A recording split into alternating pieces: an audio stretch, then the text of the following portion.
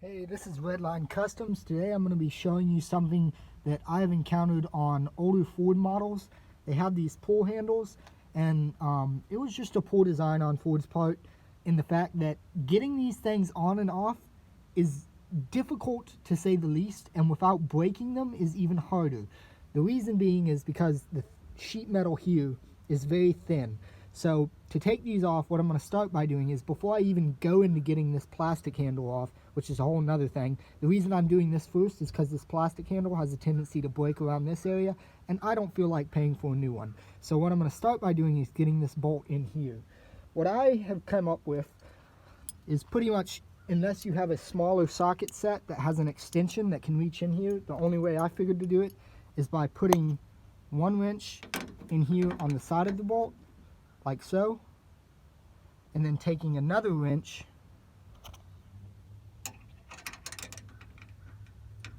to that one and using these two wrenches together to turn the bolt on the inside like that.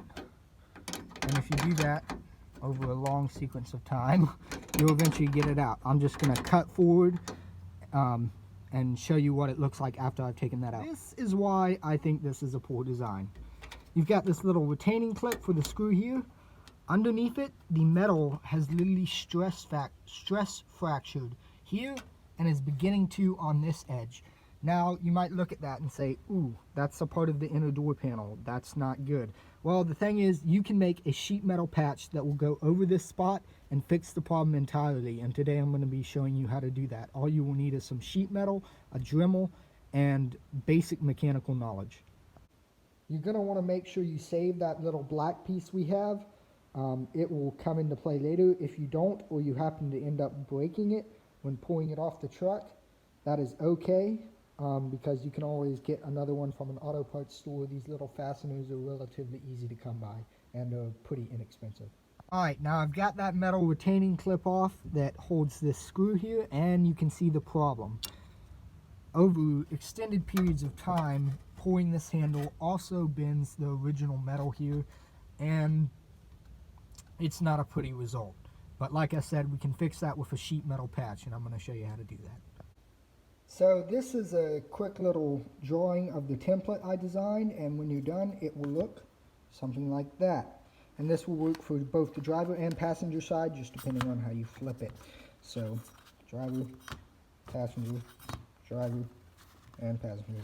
And I'm just going to leave this up on screen for a few minutes so you can get the general measurements. And the holes here and stuff, that can be varied depending on how you want to mount it, but this is just the way I did it, and these measurements on the outside should give you a pretty decent idea of where these need to be.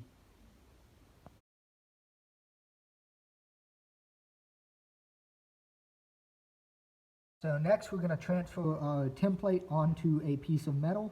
Ideally you want this as a thicker piece of metal, and then we're going to take our Dremel and we're going to cut out that piece and then drill the portion for the squares and drill the holes. And remember to always wear eye protection. Once we have that cut out, we have a general shape for this. Some jagged edges, so what you're going to do is you're going to take a draw file and a rat tail file here, and you're going to file those edges to make them nice and smooth.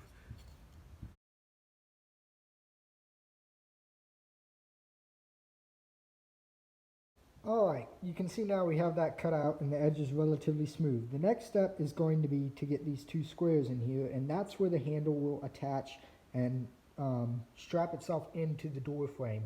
And to do that, all I'm going to do is take a drill and drill an appropriately sized hole in each of those, slightly smaller than the square, and then file the edges until they are the shape of a square.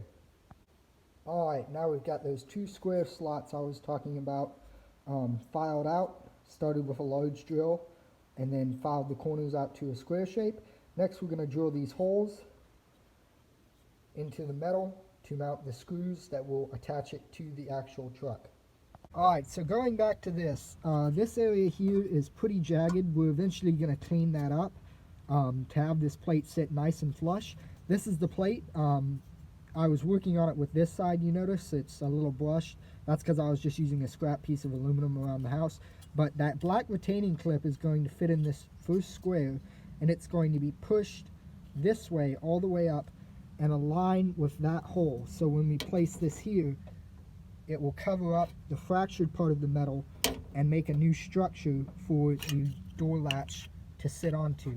And the hole in the door latch will line up with that hole and screw in, and we're going to have bolts here, here, here, and here that go through into lock washers on the back side that will hold all this together. Alright, let's go drill those holes.